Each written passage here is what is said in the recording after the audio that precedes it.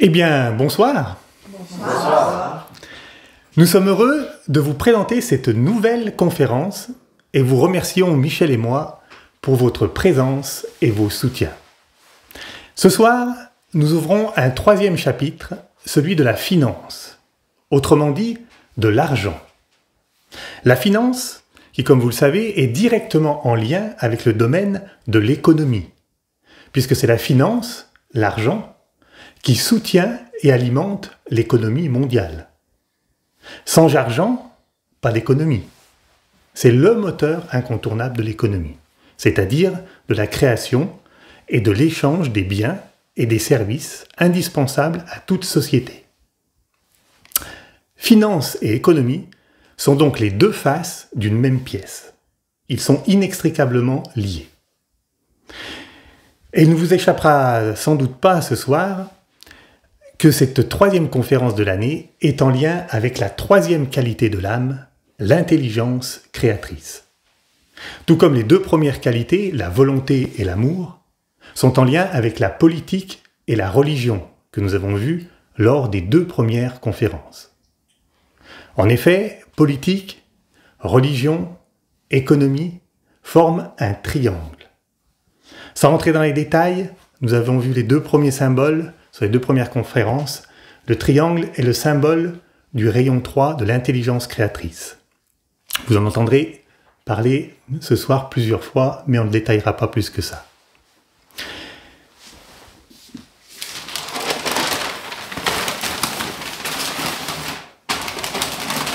Donc, le triangle politique, religion et économie, à travers lequel l'humanité se développe, lutte, souffre, se perd, se relève, apprend et se dirige tant bien que mal vers de plus justes relations. Lorsque la véritable politique aura la sagesse d'affirmer et de maintenir la vision du but et du bien commun, que la véritable religion vivra et enseignera réellement la force de l'amour-unité, par la pratique de la véritable reliance, alors la beauté des justes relations se reflètera au sein de l'économie mondiale. La gestion des biens et des services sera équitablement répartie entre tous les peuples, ouvrant la voie à un monde de paix. Car ce sont toutes ces inégalités et rivalités économiques entre les nations et les individus qui offrent le terreau à la plupart des guerres dans le monde. Lorsque la prospérité ne se fera plus au détriment des autres, mais sera partagée, alors la guerre sera devenue inutile. Quand la tête est pleine de sagesse et le cœur empli de force, alors la beauté jaillit des mains de l'humanité. Tête, cœur et main est aussi un triangle vertueux et guérisseur lorsqu'il est relié aux trois qualités de l'être. Tout cela peut paraître utopiste et irréaliste, tant ces trois domaines sont encore déformés par la conscience individuelle, comme on l'a vu pour la politique et la religion. Et l'économie n'y échappe évidemment pas, quand on voit le monde de la finance s'être organisé, non pas pour administrer et gérer de manière responsable la société, comme l'étymologie de l'économie le suggère, mais pour s'enrichir toujours plus au détriment de tous les autres, et notamment des plus pauvres. Pour l'instant, dans notre société de conscience individuelle, on peut dire que le triangle s'est inversé. Ce sont les finances qui sont au pouvoir et qui gouvernent le monde. L'argent est monté à la tête de l'humanité et on a asséché son cœur.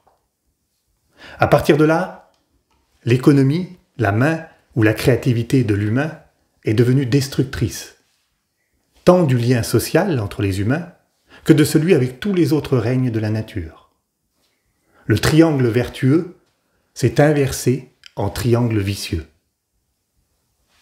Mais n'oublions pas que grâce aux inévitables crises économiques et sociales que cela engendre, une partie toujours plus grande de l'humanité commence à comprendre clairement les causes des crises, de ces crises, et s'attelle plus intensément à façonner de nouveaux paradigmes sur lesquels la politique, la religion et l'économie doivent s'appuyer pour de plus justes relations entre tous. Quand les élites quittent le bateau, la base s'organise jusqu'à ce qu'en émergent des personnes susceptibles d'inverser le cours des choses jusqu'au poste de pouvoir, comme on l'avait vu la dernière fois en politique. C'est dans ce courant de plus en plus lumineux que nous pouvons apprendre à nous inscrire pour retrouver la juste circulation entre ces trois domaines majeurs de la société.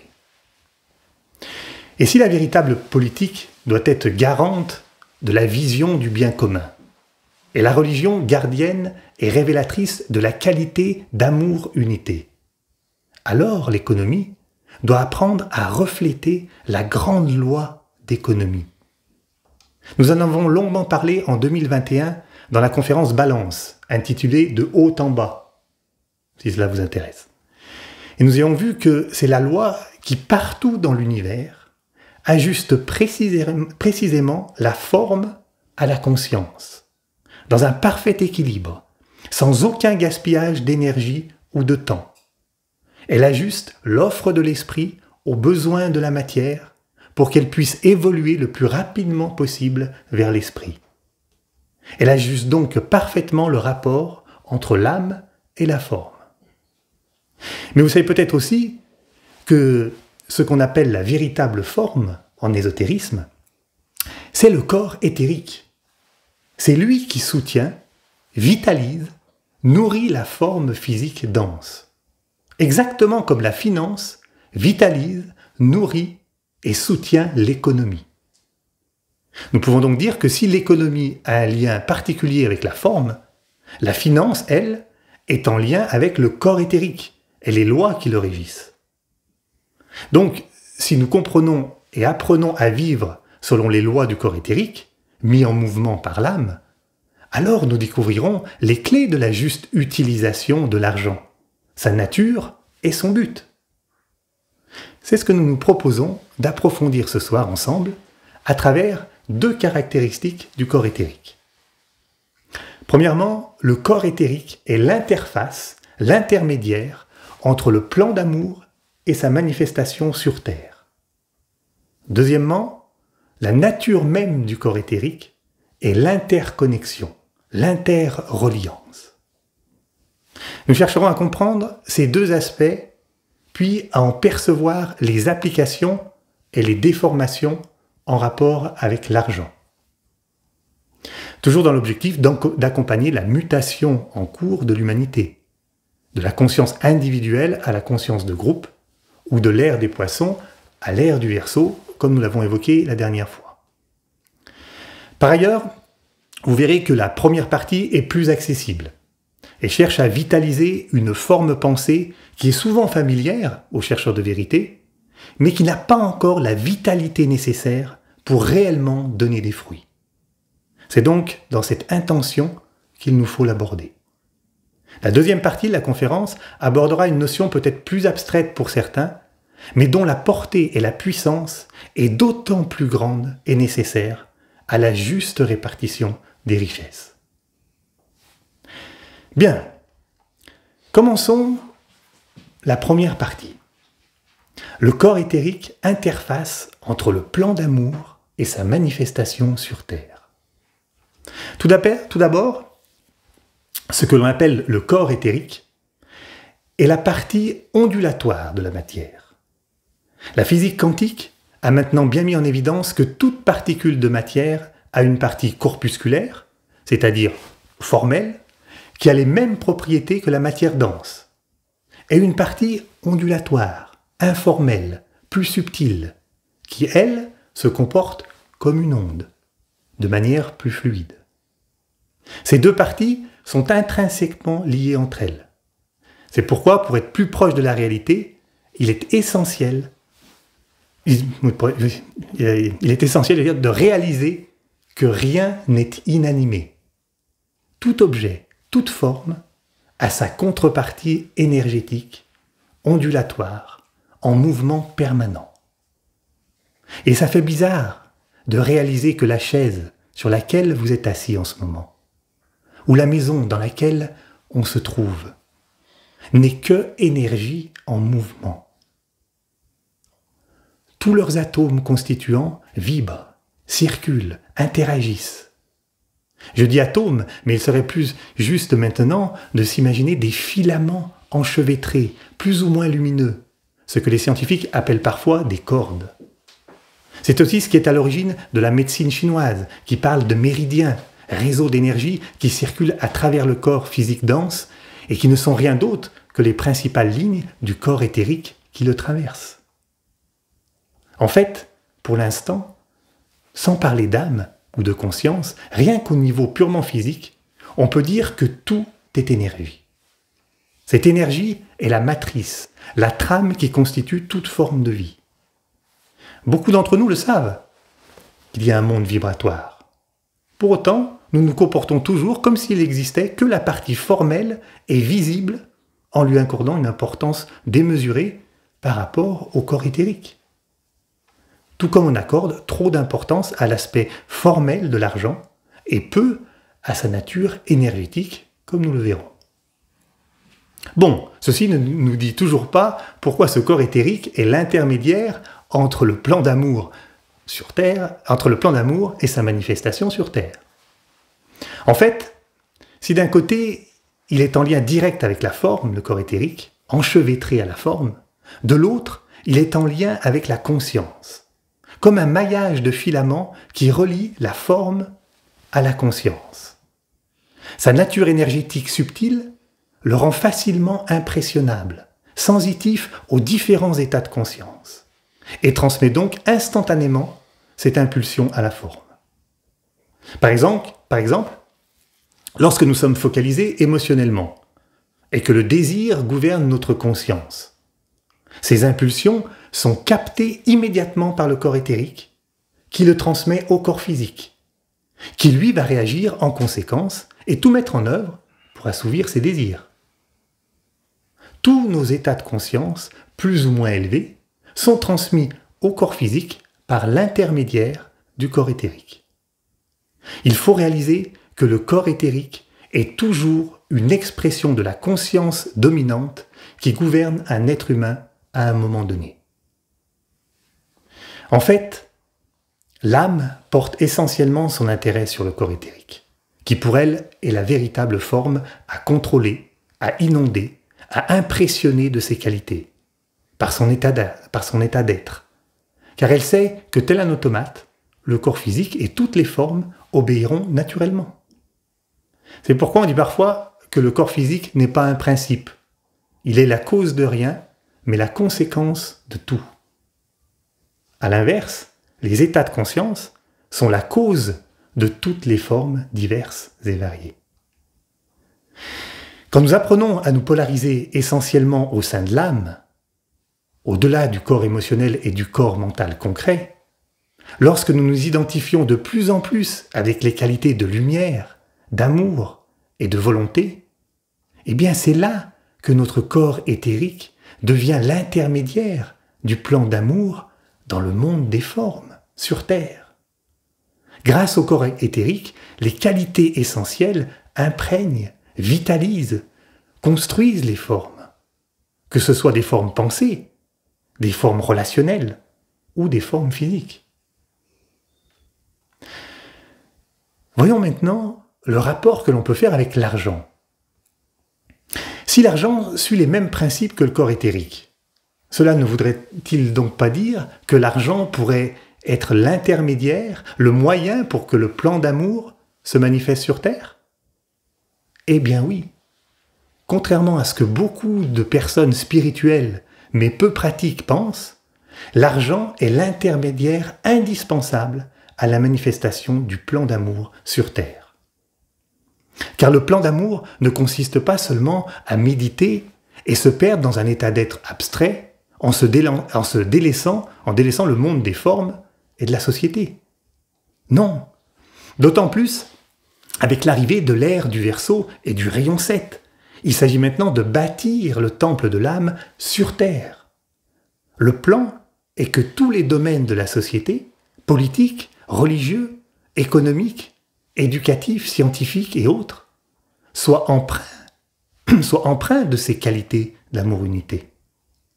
Et pour cela, bien entendu, il faut avant tout développer un état de conscience d'ensemble, mais il faut aussi de l'argent, énormément d'argent. Car toutes les personnes de par le monde qui travaillent pour mettre en œuvre une nouvelle société plus juste, qui s'investissent pleinement pour mettre en œuvre les structures indispensables à de justes relations, ne vivent pas que d'amour et d'eau fraîche. Non seulement ils ont besoin d'argent pour leurs besoins personnels, vitaux et légitimes, mais aussi et surtout pour construire les formes utiles à tous. Oui, il faut de l'argent pour mettre en place et faire évoluer des projets novateurs qui visent à construire une société plus juste. Que ce soit pour payer des salaires, éditer des livres, louer ou acheter des bâtiments, du matériel, ainsi que tous les frais de communication et de voyage nécessaires pour que ces projets puissent être connus et rendus attrayants par ceux qui ont soif de cela. Ce sont des sommes considérables dont l'ensemble du nouveau groupe des serviteurs du monde a besoin pour que la beauté de leur vie intérieure puisse édifier une nouvelle société. Sans argent, rien de concret ne voit le jour. Beaucoup trop d'intentions réellement spirituelles et évolutives ne voient pas le jour par manque d'argent, ou par le simple fait de penser que l'argent n'est pas spirituel et n'a rien à faire dans la vie de l'âme. C'est une grande erreur, héritée de l'ère mystique des poissons, qui a tendance à rejeter tout ce qui vient du monde de la forme au motif que seul l'esprit compte. Mais comme vous le savez, il n'y a pas de plan pour les formes. S'il n'y a pas de plan pour les formes, il n'y a pas non plus de plan sans les formes. Donc pas de plan sans argent. Il est important, pas de plan manifesté sans argent. Il est important de renouveler notre conception de l'argent, pour le considérer comme une énergie divine, essentielle et vitale, pour pouvoir manifester le plan d'amour sur Terre. En effet, comme le corps éthérique, l'argent a pour unique fonction de nourrir, vitaliser, soutenir toutes les formes qui vont dans le sens de l'évolution. C'est-à-dire qui permettent à la conscience humaine de se libérer de son séparatisme et de s'élever vers sa véritable nature pour permettre de justes relations. Fondamentalement, l'argent a une valeur libératoire des qualités de l'être dans le monde de la forme. Là est sa véritable valeur. À l'inverse, dans nos sociétés, en conscience individuelle, l'argent n'est pas considéré comme un moyen de réaliser le plan d'amour sur Terre. C'est le moins qu'on puisse dire. Il est considéré comme un but en soi, ou comme un moyen pour se réaliser, ou réaliser ses projets personnels.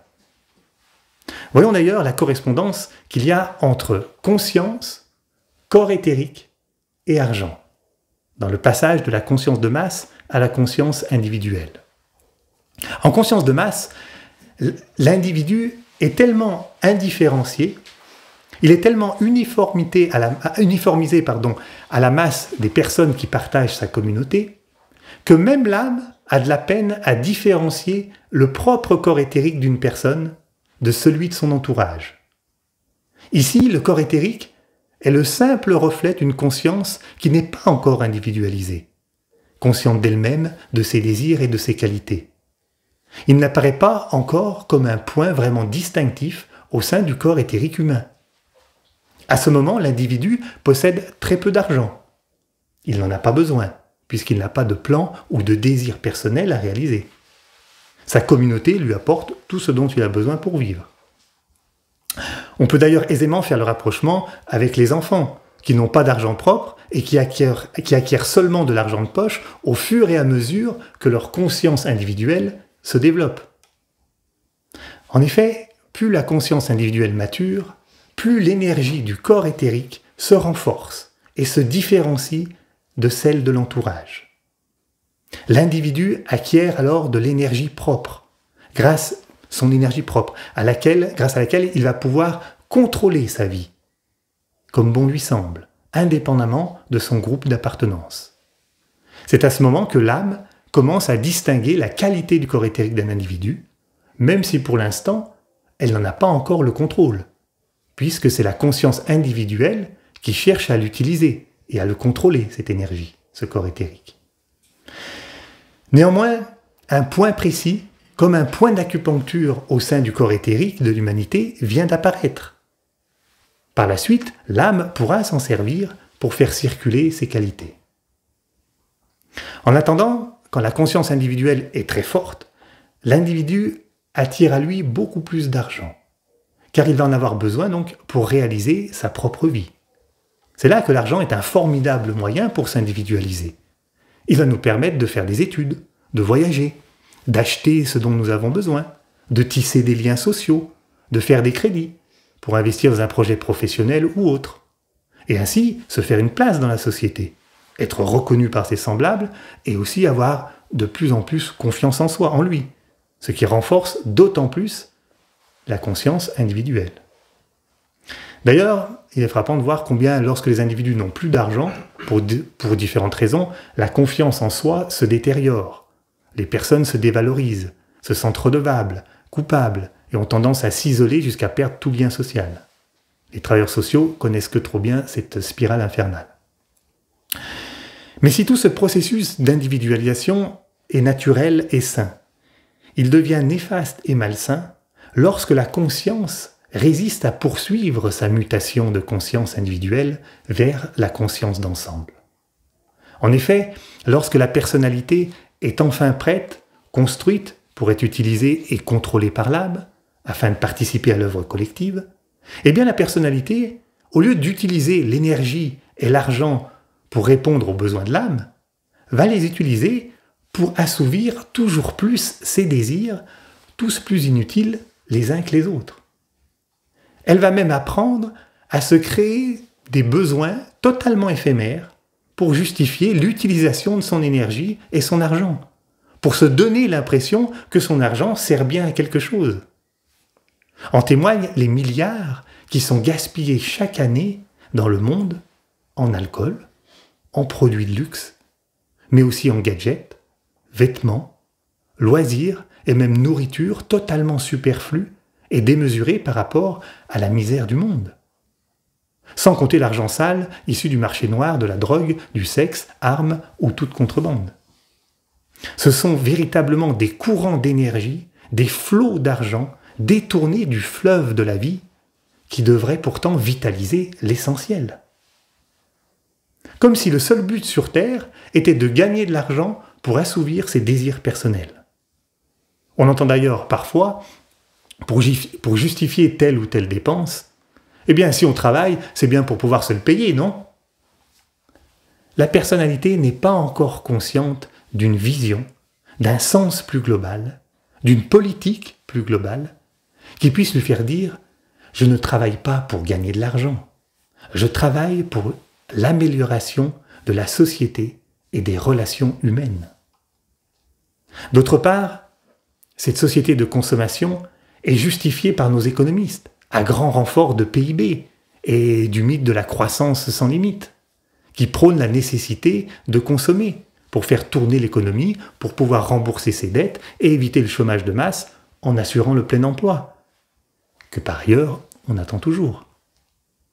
Donc, dans ce système, il s'agit de travailler, gagner de l'argent, consommer. Un système où sont inventées sans cesse de nouvelles choses à consommer pour ne pas que cette mécanique s'arrête et que cela ne dégénère pas en chômage de masse et en misère sociale. Et même si on n'a pas les moyens de consommer, pas de panique. On a inventé le système de crédit à la consommation.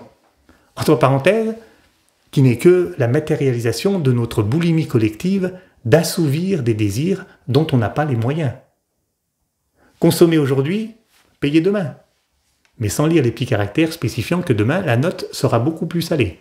On a vu des taux d'intérêt à la consommation de l'ordre de 10, 20, voire même 50%. C'est le début de la spirale du surendettement.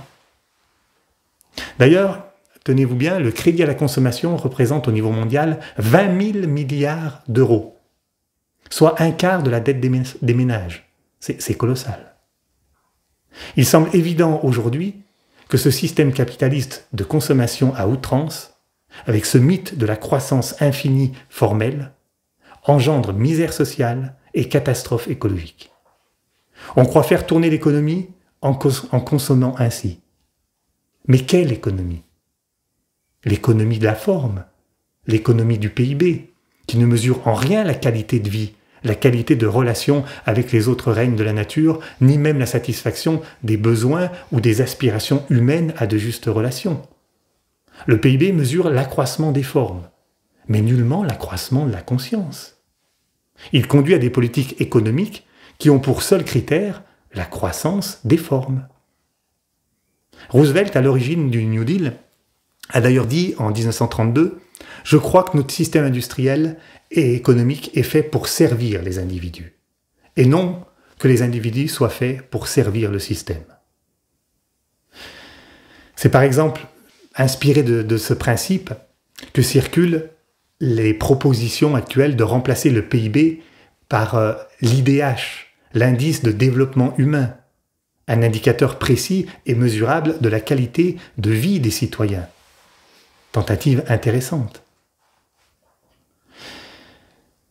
Pour résumer, il faut comprendre clairement que tant que l'argent est conçu et utilisé seulement comme intermédiaire pour matérialiser nos désirs, plans personnels et formels, il crée indéniablement injustice, pauvreté, misère sociale et environnementale.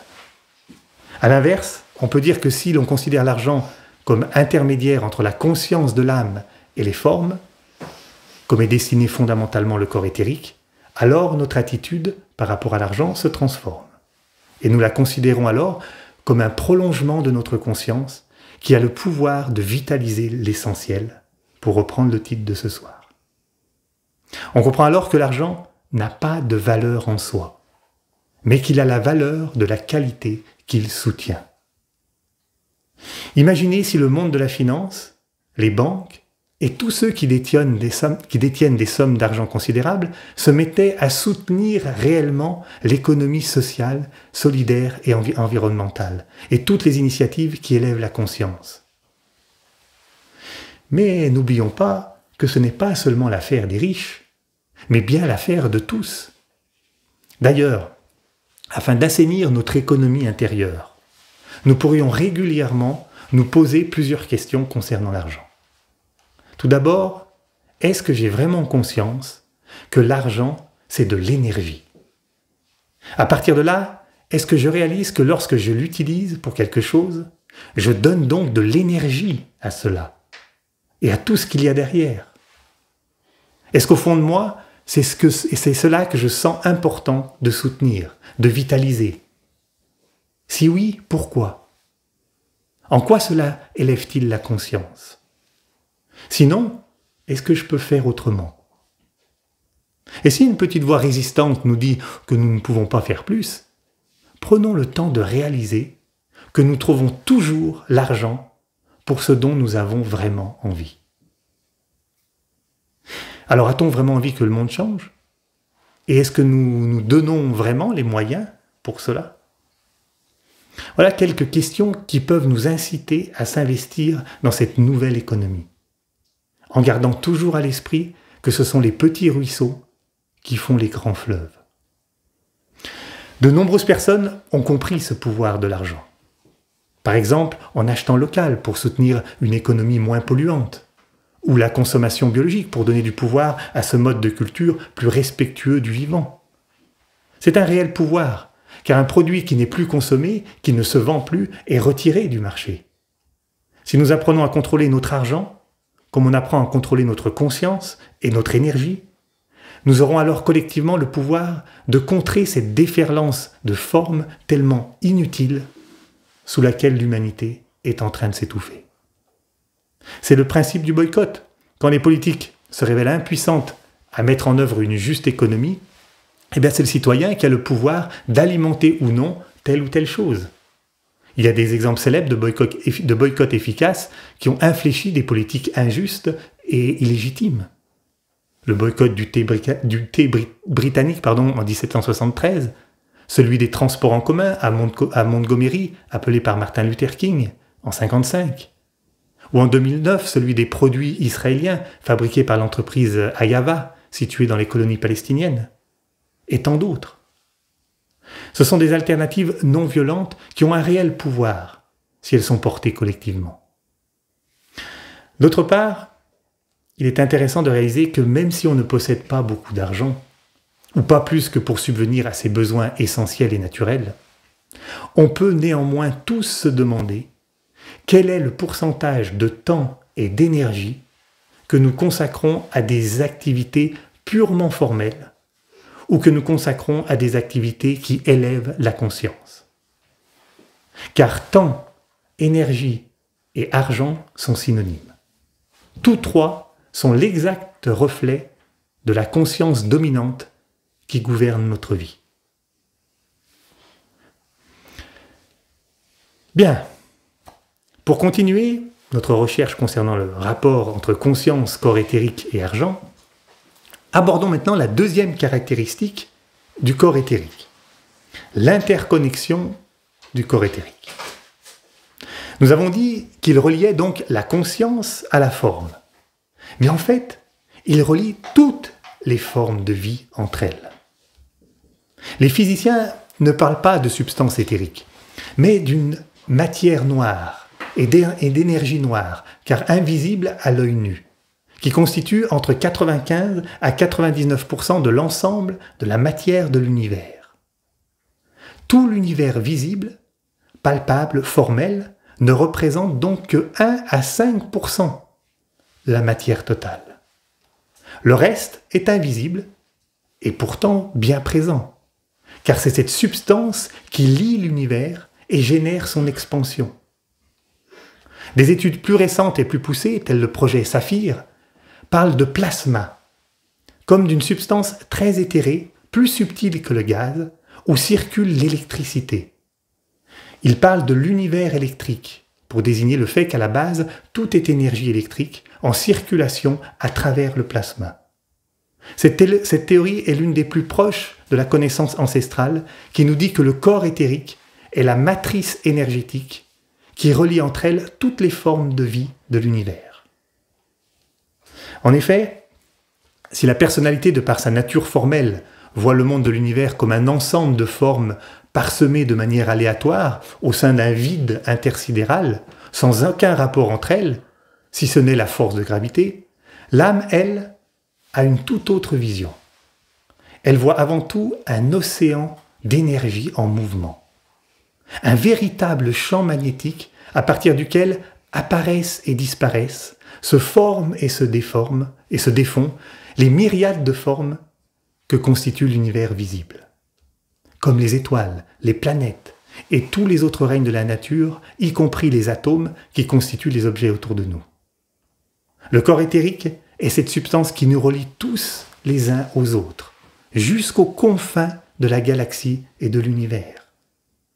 En son sein, nous sommes tous connectés par un réseau de filets d'énergie entrelacés. C'est pourquoi il est souvent dit qu'il est le fondement de l'inséparabilité. Le fondement, car telles les fondations d'une maison, il soutient tout ce qui vit, par cette trame énergétique vivante commune. Nous sommes tellement conditionnés à regarder le monde tel que le renvoie notre vue physique que nous en oublions qu'entre nous, le vide n'existe pas et que nous vivons au sein de cette substance commune qui fait partie de la substance éthérique de la planète, qui elle-même est issue du corps éthérique du système solaire, lui-même résultant de celui de la galaxie, et ceci jusqu'à l'infini. Ce corps éthérique est universel. Il informe et relie toute vie sans exception. C'est là que nous pouvons réaliser la dimension infinie et illimitée à laquelle le corps éthérique donne accès, car il nous connecte à des sources d'énergie et de conscience incommensurables. Nous y reviendrons tout à l'heure. Ce prodigieux enchevêtrement d'énergie est à la base de la science des relations subtiles, telles que la télépathie et l'astrologie, qui ne sont que la mise en lumière des informations qui circulent entre deux ou plusieurs consciences, au sein de ce corps éthérique partagé. C'est sur cette trame que s'appuie la science aussi de l'invocation et de l'évocation que nous avons vu lors de la conférence sur la religion. Il faut vraiment réaliser que c'est grâce à ce corps éthérique que la lumière, l'amour et la volonté de l'âme une peuvent affluer à travers nous et toute l'humanité et la planète, puisqu'il relie aussi les consciences entre elles. Quoi qu'il en soit, ce principe d'interreliance est totalement révolutionnaire, tant du point de vue conceptuel que du point de vue pratique, et notamment en ce qui concerne l'argent. D'ailleurs, il est frappant de constater la similitude d'aspect entre l'argent tel qu'il a évolué de nos jours et le corps éthérique.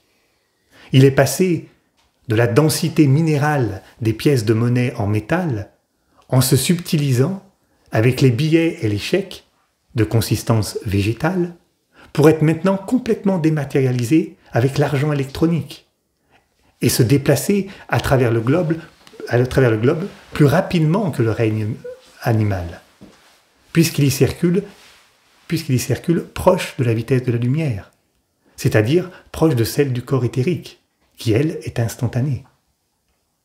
Quoi qu'il en soit, il s'est subtilisé jusqu'à devenir intangible, comme le corps éthérique. Mais s'il en a la consistance, si l'argent a la consistance proche du corps éthérique, il n'en a pas encore la conscience.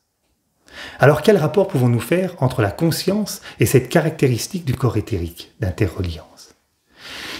Qu'est-ce que cette notion justement d'interconnexion nous apprend sur notre rapport à l'argent? Commençons par regarder la conception de la vie et de l'argent selon la personnalité, en dehors de cette perception justement éthérique. Dans l'illusion d'un monde séparé, l'argent est perçu comme de la matière dense, comme une forme et non comme de l'énergie. Une forme, on peut la stocker, elle peut nous appartenir. Ça devient mon argent, à moi. Et comme il semble limité, comme toute forme, il est nécessaire d'en avoir le plus possible pour être sûr de ne pas en manquer. C'est la course à toujours plus d'argent, à celui qui en aura le plus, jusqu'à même inventer le classement des personnalités et des entreprises les plus riches. Beaucoup de jeunes, conditionnés par cette fièvre collective et biberonnés aux réseaux sociaux qui vantent l'argent facile, n'ont plus que pour seul objectif de devenir riches. C'est le veau d'or de la Bible, qui a muté en taureau, bien représenté par le taureau de bronze qui orne l'entrée des marchés financiers à Wall Street, symbole de la puissante avidité sans limite du monde de la finance et des marchés financiers. Voici d'ailleurs ce qu'a dit le patron de la compagnie pétrolière Shell, après les montants colossaux qu'il a engrangés pendant le confinement Covid avec la complicité des banques. Je crois qu'on est allé, je le cite, « Je crois qu'on est allé trop loin dans cette mécanique très sophistiquée des marchés financiers qui crée de la valeur que les autres ne peuvent pas créer. Et ce n'est pas un commerce ordinaire. Il s'agit d'optimiser des positions sur le marché dont on sait mieux que quiconque tirer profit. Je crains que cet éclair de lucidité soit enseveli sous des montagnes d'argent. » Mais arrêtons-nous un instant sur cette mécanique des marchés, car c'est le cœur de la finance dans le monde de la personnalité. À ce sujet, nous vous invitons à visionner la mini-série sur Arte Planète Finance, ainsi que l'enquête édifiante Inside Job, ou encore le documentaire animé sur YouTube L'argent dette. Nous vous mettrons les liens sous la vidéo. Très instructif. Mais après, on ne pourra pas dire « je ne savais pas ». Pour faire court, à l'origine, les banques avaient pour unique but de faciliter le commerce, de prêter de l'argent pour que les entreprises puissent se développer. Elles faisaient confiance dans la capacité de travail et de créativité des emprunteurs. Le système de prêt, avec des taux d'intérêt encore raisonnables, leur permettait de payer leurs frais de fonctionnement et les salaires.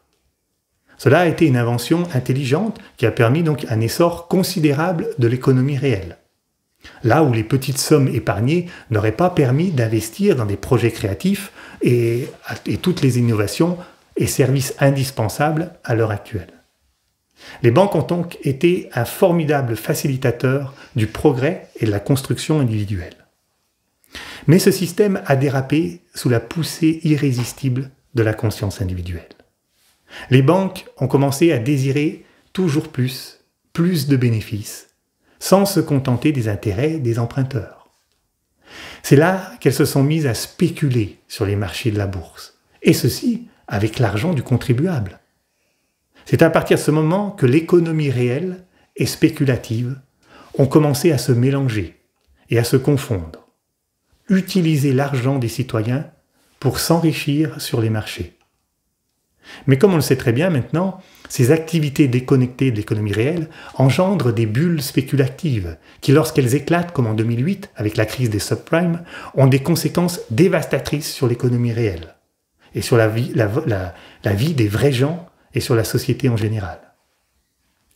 Les conséquences de cette crise se mesurent en millions de faillites, de chômeurs et de sans-abri à travers le monde, et pas seulement aux États-Unis, tant nos économies sont maintenant interconnectées.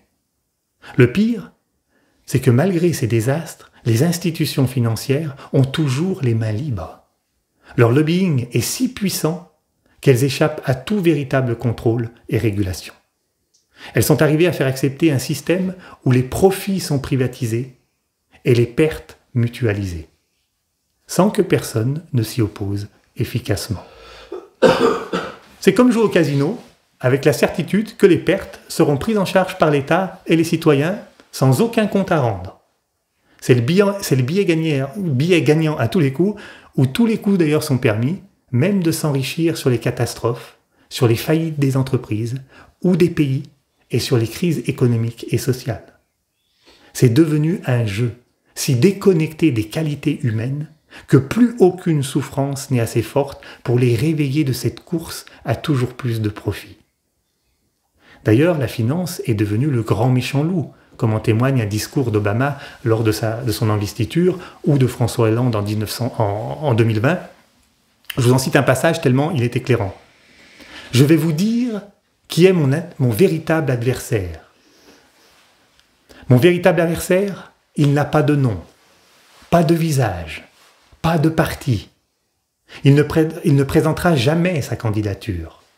Il ne sera donc jamais élu. Et pourtant, il gouverne. Cet adversaire, c'est le monde de la finance. » Vous vous en souvenez peut-être. Beaucoup se plaignent, à juste titre, que pas grand-chose n'a pourtant changé depuis. Mais nous, là-dedans, pouvons-nous vraiment montrer patte blanche?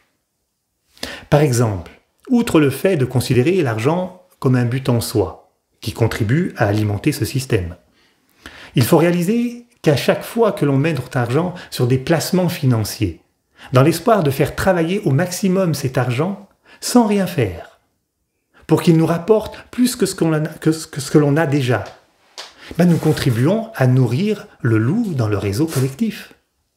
Car pour rapporter toujours plus d'argent, cet argent est joué en bourse, utilisé pour spéculer sur les marchés financiers, ce qui est justement à l'origine des crises financières, augmentant toujours plus la pauvreté dans le monde et agrandissant l'écart entre les plus riches et les plus pauvres. Et chaque année, cet écart se creuse, d'autant plus justifié par la soi-disant théorie du ruissellement, qui stipule que plus les riches s'enrichissent, plus les pauvres en profitent aussi par ruissellement. Même si les miettes permettent en effet d'augmenter le niveau de vie de l'ensemble de la population mondiale, ce système creuse toujours plus les inégalités, terreau des guerres en cours et à venir si rien ne change. Le dernier rapport d'Oxfam montre qu'en 2023, 10% des personnes les plus riches détiennent 83% de la richesse mondiale, et que 50% des plus pauvres ne profitent que de 1% de cette richesse mondiale. Et chaque année, cet écart se creuse, même si la masse monétaire globale s'agrandit. Heureusement que de plus en plus de personnes mettent au grand jour l'étonnante simplicité machiavélique de ce système, qui nous a été vendu comme trop complexe pour être compris. Beaucoup planchent déjà sur de nouveaux paradigmes, tels que Gaël Giraud, qui parle de l'économie des communs, le collectif Roosevelt qui propose des alternatives à cette économie de croissance formelle et débridée, et beaucoup d'autres. Monnaie alternative et locale, économie circulaire, économie sociale et solidaire, économie symbiotique, économie du partage, toutes les économies du don, bref, de nouveaux modèles qui fleurissent au sein du tissu collectif de l'aspiration humaine. Tout cela montre l'aspiration saine de l'humanité, grâce à laquelle la mutation de la société aura lieu. C'est avant tout une économie de partage et de juste répartition des richesses qui est demandée par tous les gens de bonne volonté, qui se démènent pour mettre en œuvre cette notion de partage équitable, indispensable pour un avenir en commun et vivable. Mais pour accélérer et accompagner ce mouvement de transition, il est essentiel de s'arrêter plus profondément sur cette notion de partage. Car le véritable partage, tel que l'âme le conçoit, mérite d'être compris plus clairement pour pouvoir le mettre en œuvre plus efficacement. Car malgré les efforts depuis de nombreuses décennies, le partage tel qu'on le conçoit aujourd'hui se révèle impuissant à contrecarrer ces inégalités toujours plus criantes.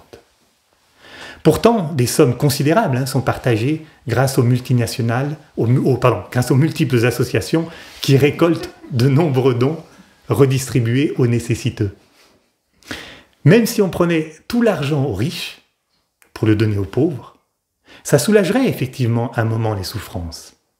Mais le système se déréglerait aussitôt les sommes dépensées. Car c'est le fondement même de notre rapport à l'argent en tant qu'humanité qui est erroné. Le problème, c'est notre état de conscience qui perçoit la vie, et donc l'argent, non pas en termes d'énergie, mais en termes de forme. En effet, le partage, tel qu'on le conçoit habituellement, est toujours dans cette conception de l'argent perçu comme quelque chose de formel et limité. Parce qu'on peut le stocker, amasser, économiser ou perdre, que l'on peut donner ou recevoir, un argent qui m'appartient ou qui appartient à d'autres, que j'ai ou que je n'ai pas. Partage vient d'ailleurs de la racine « partir », qui signifie séparer, diviser. Partager, c'est donc quelque chose dont on doit se séparer, que l'on doit diviser pour être donné. C'est donc toujours une logique d'appartenance, une logique de vie au sein d'un monde de formes limitées, séparées les unes des autres, et non celle d'un monde d'énergie interconnectée, infinie et illimitée, comme nous l'avons vu avec le corps éthérique. Mais en conscience d'ensemble, c'est une toute autre histoire. Au sein du corps éthérique, l'énergie est illimitée et disponible pour tous, tout le temps, du moment qu'elle est mise en mouvement par les qualités de l'âme, qui agissent toujours en tant qu'ensemble pour le bien de l'ensemble. Quand on s'arrête pour s'imprégner de la présence du corps éthérique, alors on réalise que l'énergie appartient à tous, ou plus précisément, que l'énergie n'appartient à personne en particulier. Elle circule librement, sans entrave, au sein de tout l'organisme, entre toutes les parties, pour le bon fonctionnement de l'ensemble. Dans cette constante interaction du vivant, l'énergie, personne ne la possède, car elle n'existe pas pour être possédée, mais pour circuler et faire circuler l'intention et les qualités que l'âme une cherche à manifester, comme nous l'avons vu dans la première partie. Dans ces conditions, chaque partie n'est que le passeur d'une énergie qui le traverse. En tant que passeur, il la qualifie par sa propre qualité, avant de la laisser continuer son chemin à travers ce réseau d'énergie commun. C'est comme cela que l'intention et les qualités de l'âme une peuvent se déployer de la partie la plus subtile de l'esprit, au centre de l'univers, jusqu'aux parties les plus denses de la matière à son extrémité, pour reprendre le symbole du point du cercle que nous avons vu avec le rayon 1 et la politique. C'est là que nous réalisons que la véritable richesse, ce sont les qualités de l'être. Ce sont elles qui sont inépuisables, illimitées et disponibles pour tous. Le sens de la vie est alors de les laisser s'écouler à travers nous, par l'intermédiaire du corps éthérique. Apparaît alors une réalité où l'argent suit naturellement ce processus.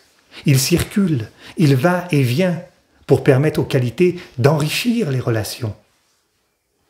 Il n'y a plus de résistance à laisser circuler l'argent.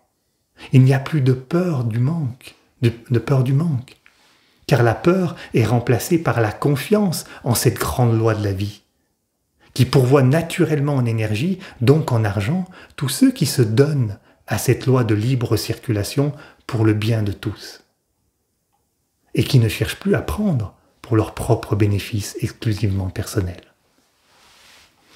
Le partage ne signifie plus alors donner quelque chose que l'on possède. Il devient une libre circulation de ce qui n'appartient à personne, mais qui est à la disposition de tous. Le partage, c'est une libre circulation de ce qui n'appartient à personne, mais qui est à la disposition de tous. Le symbole du signe du Verseau est très évocateur de cela. Lui qui laisse s'écouler librement l'eau de la cruche qu'il porte sur ses épaules pour ceux qui ont soif. Voilà l'état d'être qui soutiendra la nouvelle économie de l'ère du Verseau et la nouvelle conception du partage. Car, entendons-nous bien, il ne s'agit pas de ne plus partager, mais de le faire à partir d'un nouvel état de conscience. Un état de conscience d'ensemble, qui perçoit tout en termes d'énergie. À partir de là, à partir de ce nouvel état de conscience, on pourra alors concevoir un système financier où l'argent sera illimité pour les choses essentielles. Ça vous paraît irréaliste ?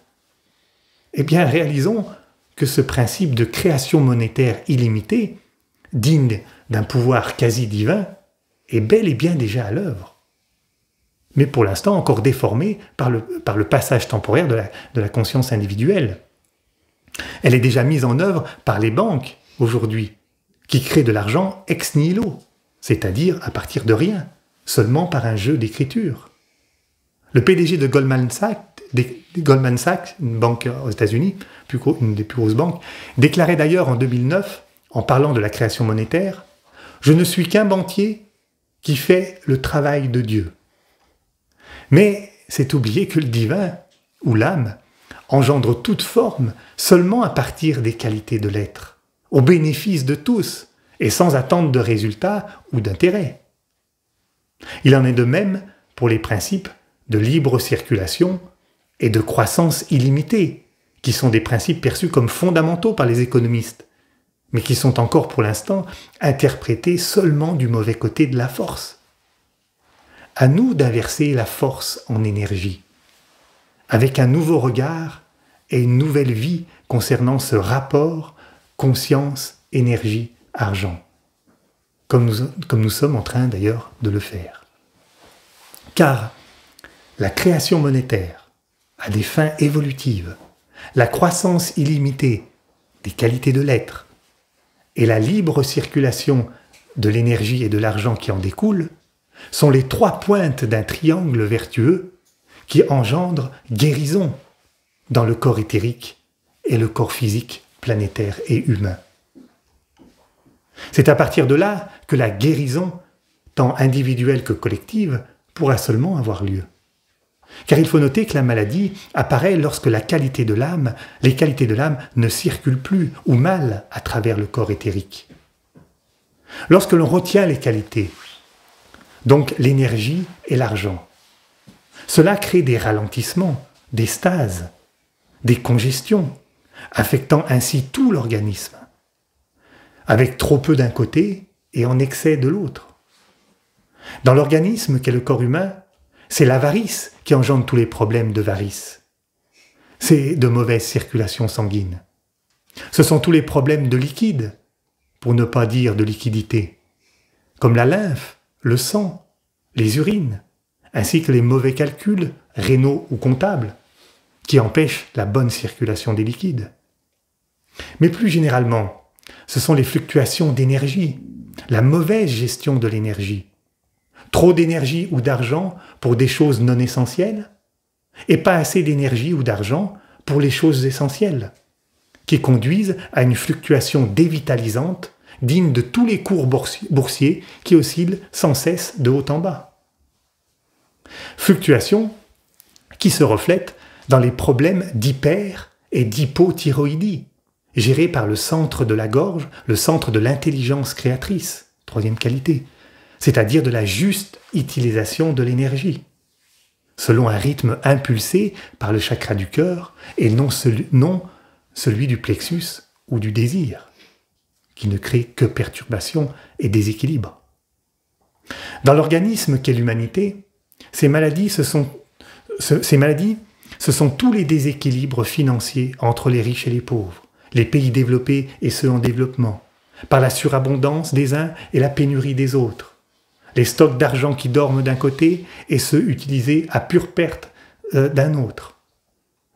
N'oublions pas non plus que ces énergies circulent et se transmettent à l'ensemble de la planète et des autres règnes par l'intermédiaire du corps éthérique, puisque tout est relié, ce qui se traduit par tous les déséquilibres écologiques actuels, des écarts de température jamais enregistrés auparavant, en si peu de temps, incendies d'un côté et inondations de l'autre, disparition anormale de certaines espèces d'un côté et invasion dévastatrice de l'autre.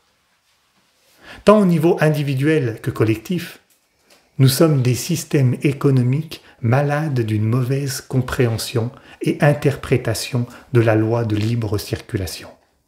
Et la guérison ne viendra pas tant que nous ne comprendrons pas que libre circulation ne signifie pas circulation débridée et anarchique, mais bien une juste régulation sous l'impulsion de la conscience d'ensemble et du bien commun, libre de toute entrave séparatrice. Pour terminer, citons la dette, cette maladie économique que nous avons évoquée dans la première partie. Véritable fléau qui oblige les États à pratiquer des politiques d'austérité au détriment des services publics et de la qualité de vie pour la majorité des citoyens. La dette des ménages les pousse à toujours plus travailler et souvent à accepter des boulots mal payés ou qui ne correspondent pas à leur potentiel. Tout ça pour pouvoir espérer rembourser leurs dettes et vivre décemment. Parfois, ce sont même les générations d'après qui en héritent. Encore une fois, s'en sortent le mieux ceux qui peuvent compter sur des proches pour leur prêter sans intérêt, ou ceux qui ont hérité de l'argent et qui peuvent emprunter à moindre coût. Mais comme ce système est fait pour enrichir ceux qui ont déjà de l'argent, tous les autres sont voués à sacrifier leur vie, leur santé, leur famille et leur âme à rembourser des sommes considérables. Mais ne nous y trompons pas, ce système de dette fait partie de la psychologie de chacun d'entre nous. Chaque fois qu'on investit une relation et qu'on attend quelque chose en retour, ne créons-nous pas la dette? Comme si l'autre nous était redevable de quelque chose.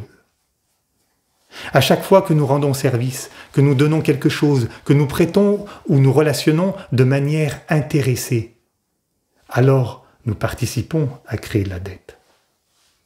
Par contre, lorsque nous apprenons à faire les mêmes choses de manière désintéressée, c'est-à-dire sans aucun taux d'intérêt personnel, alors nous contribuons à guérir les relations, à instaurer les bases d'une économie de juste relation.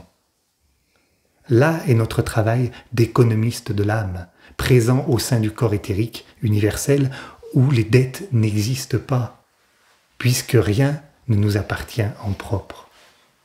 Ni pensée, ni relation, ni énergie, ni argent. Comment exiger de quelqu'un qu'il nous rembourse quelque chose qui ne nous appartient pas? Alors que notre seule responsabilité est de faire circuler ce qui cherche à être partagé. Encore une fois, la confiance et la reliance à cette grande vie de l'âme qui pourvoit à tous selon ses véritables besoins est la racine de cette nouvelle attitude.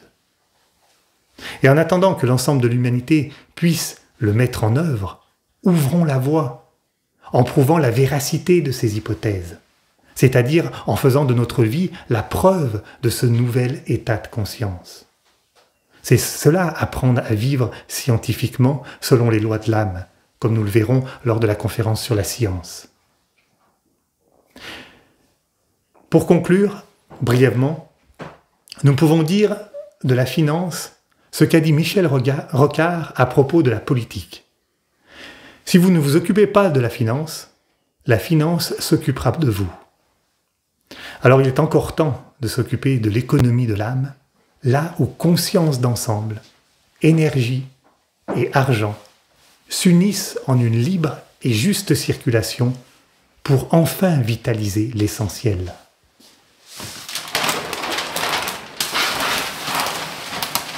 Triangle, conscience d'ensemble, énergie et argent. Ceci afin que toutes nos énergies collectives convergent, car à conscience universelle, argent pour l'essentiel. Laissons maintenant circuler librement le poème que Michel va nous partager.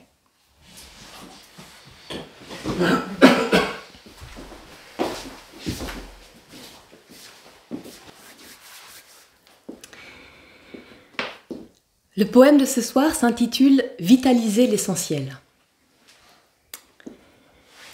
L'argent, j'en ai, je suis heureux. Je n'en ai pas, ça va pas. Posséder l'argent est souvent l'unique but de la personnalité. Il doit couler à flot de façon illimitée. Ma valeur, ma brillance en dépend. Tout s'affiche sur les bénéfices de l'argent. J'en donne un peu quand j'en ai suffisamment. Sinon, pas de panique, les autres profiteront du ruissellement. En attendant, moi, je stocke, ou bien je fais fructifier, sachant très bien que les profits sont privatisés. M'enrichir est la seule devise.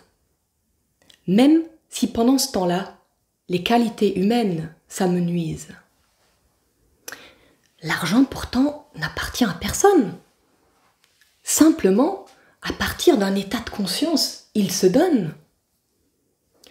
Pourraient en jaillir des projets prodigieux au minimum, sinon fertiliser l'ensemble au maximum.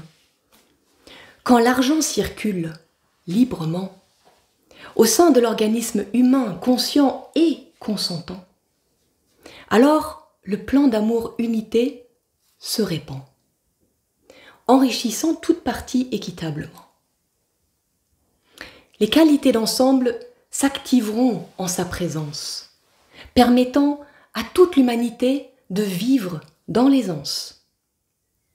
Illimités seront alors les moyens, dans leur pleine puissance, pour pouvoir instaurer l'amour dans son exponentielle croissance.